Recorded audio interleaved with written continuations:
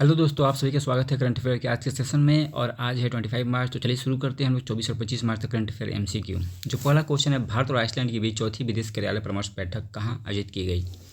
तो दोस्तों, ये चौथी विदेश कार्यालय बैठक आइसलैंड की राजधानी रेकजाविक यहाँ पर इसका आयोजन किया गया है। भारत और आइसलैंड के बीच में द्विपक्षीय वार्ता चल रही है, जिसमें राजनीतिक, व्यापारिक और निवेश सहित सभी क्षेत्रों में सहयोग करने की स्थिति की समीक्षा की जाएगी।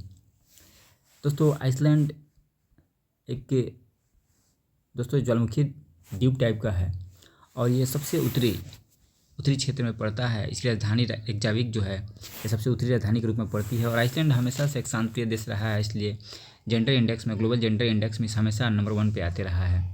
तो ये फैक्ट बहुत इंपॉर्टेंट है। साथ ही साथ दोस्तों, भारत 2026 में किन किन देशों के साथ किन किन क्षेत्रों में संबंध बढ़ा रहा है, जैसे भारत आइसलैंड के बीच में EFTA टेपा का कार्यान्वयन किया जा रहा है। तापीय ऊर्जा सहयोग, मत्स्य पालन क्षमता निर्माण में सहयोग किया जा रहा है। इसके साथ साथ भारत EU के साथ EFTA जो साइन करने के लिए सहयोग कर रहा है। साथ साथ भारत UAE के साथ डिफेंस टेक्नोलॉजी या सेमीकंडक्टर, इन सब क्षेत्रों में आगे बढ़ रहा है। भारत USA के साथ भी semiconductor, defence technology, space cooperation में आगे बढ़ रहा है। जापान के साथ bullet train, Indo Pacific economic, इन सब चीज़ों पर सहयोग किया जा रहा है।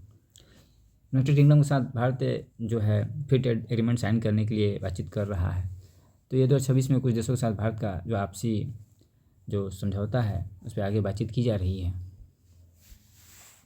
नेक्स्ट है 45वें विश्व टीबी दिवस 2026 का विषय क्या है, यानी थीम क्या है। तो इस बार जो 45वें विश्व टीबी दिवस है 24 मार्च को मनाया जा रहा है। इसका और मेन थीम है yes we can end TB, हाँ हम टीबी को ख़त्म कर सकते हैं। और ये मणिपुर में इसका आयोजन किया जा रहा है 45वां विश्व क्षय रोग दिवस का।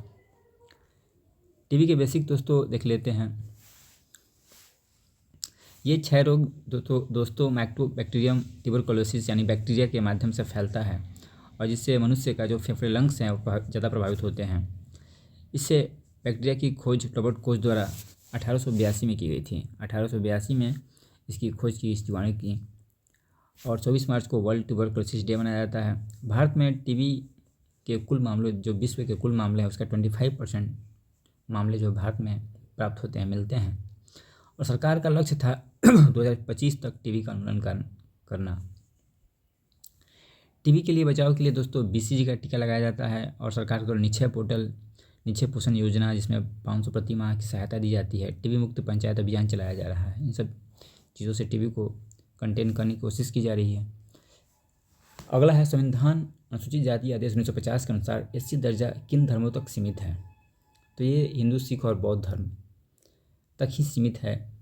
हाल फिलहाल में सुप्रीम कोर्ट का डिसीजन आया है कि कोई भी व्यक्ति जो SC ST कम्युनिटी से है और वो अपना धर्म चेंज करके ईसाई धर्म या अन्य हिंदू, सिख, बौद्ध धर्म के अलावा दूसरे धर्म में चला जाता है, तो SC ST के द्वारा जो कानून का संरक्षण है, उसका वो पूरी तरह से उसको ये नहीं प्राप्त हो सकता है।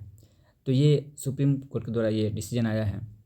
न्यायमूर्ति PK मिश्रा और मनमोहन की पीठ ने यह फैसला सुनाया है कि व्यक्ति कोई भी अगर SC ST का है, ईसाई धर्म में चला जाता है, तो वो दलित व्यक्ति अनुसूचित जाति और अनुसूचित जनजाति अत्याचार निवारण अधिनियम के तहत संरक्षण का दावा नहीं कर सकता है। नेक्स्ट है, भारत में निष्क्रिय इच्छा मृत्यु के लिए कानूनी मंजूरी प्राप्त करने वाले पहले व्यक्ति कौन थे। तो दोस्तों, ये हरीश राणा को इच्छा मृत्यु जो है, पैसिव इच्छा मृत्यु के लिए कानूनी मंजूरी प्राप्त करने वाले पहले व्यक्ति बन गए हैं भारत के। और दोस्तों, हाल ही में सुप्रीम कोर्ट के द्वारा जो है ये फैसला इनके पक्ष में आया है। इसका एक टाइमलाइन है दोस्तों। सबसे पहले अरुणा शानबाग केस बहुत इंपॉर्टेंट है, जिसमें अरुणा शानबाग 42 साल तक कोमा में थी। उन्होंने सुप्रीम कोर्ट का दरवाज़ा खटखटाया, जिसमें पैसिव यूथनेसिया के द्वारा जो है सुप्रीम कोर्ट ने फैसला सुनाया। इसके बाद कॉमन कॉज केस 2018 में आया। इसमें सुप्रीम कोर्ट ने कहा कि right to die with dignity व्यक्ति का मौलिक अधिकार है। इस तरह से पैसिव यूथनेसिया को पूरी तरह से इसने लीगल कर दिया कि कोई भी व्यक्ति पैसिव यूथनेसिया से अपनी जो है जीवन को समाप्त कर सकता है, लेकिन उसके लिए कुछ टर्म्स एंड कंडीशन भी सुप्रीम कोर्ट ने रखे। अब जाके ये जो पहले व्यक्ति बने हैं जिन्होंने पैसिव यूथनेसिया से इनको मतलब मारा गया है, या ये उसका लाभ उठाए हैं। नेक्स्ट है, विश्व वायु गुणवत्ता रिपोर्ट के अनुसार भारत किस स्थान पर है।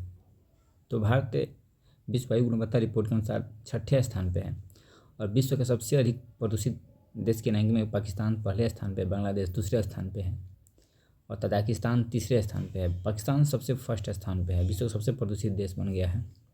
भारत की स्थिति बहुत दयनीय है दोस्तों। भारत इस सूची में 6ठे स्थान पे है, 6 रैंक पे है।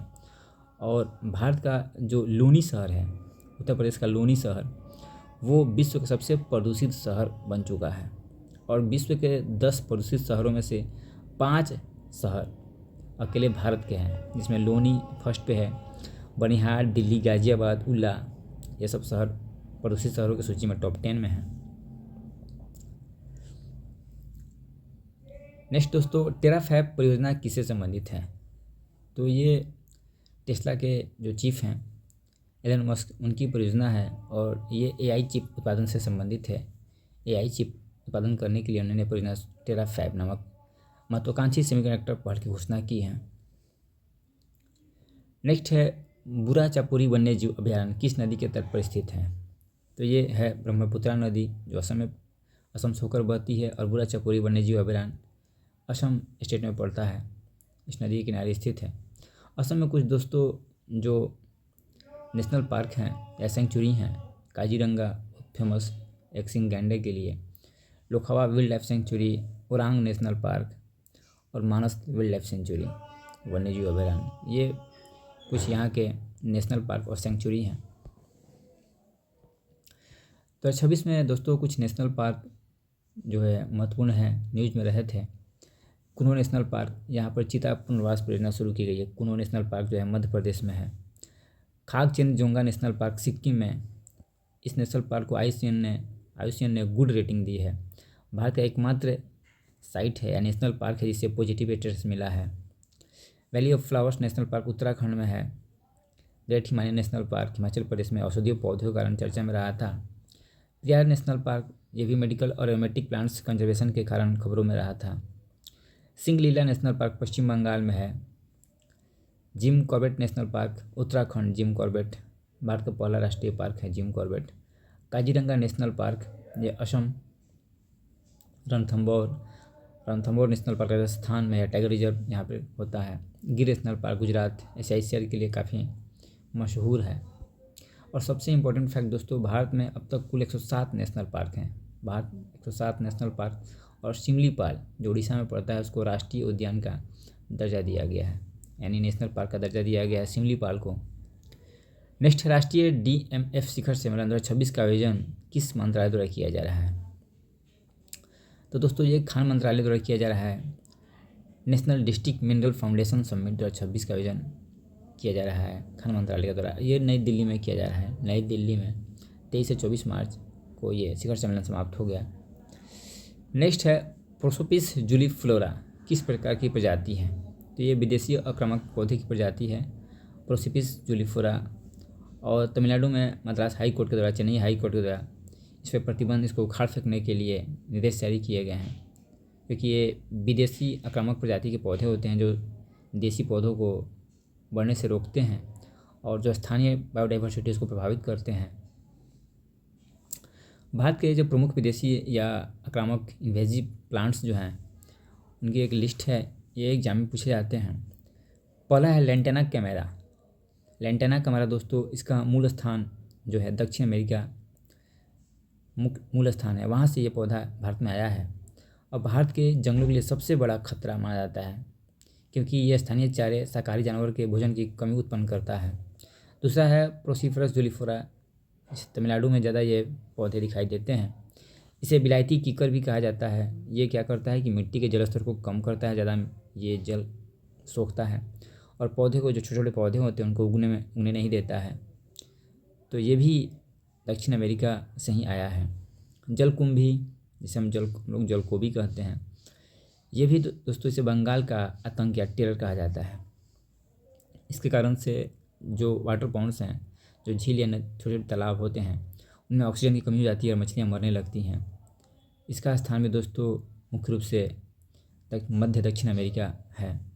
पार्थेनियम, ये मूल स्थान से दोस्तों ये मुख्य रूप से उत्तरी अमेरिका से आया है, पार्थेनियम नामक पौधा, और ये गेहूं की जो फसल होती है उसको प्रभावित करता है। सिनिया स्पेक्टाबिलिस, इसका भी मूल स्थान दक्षिण अमेरिका वहाँ से यह पौधा आया है और केरल के वायनाड वन्य जीव अभयारण्य में यह समस्या उत्पन्न कर रहा है। तो ये कुछ इन्वेजिव प्लांट्स थे।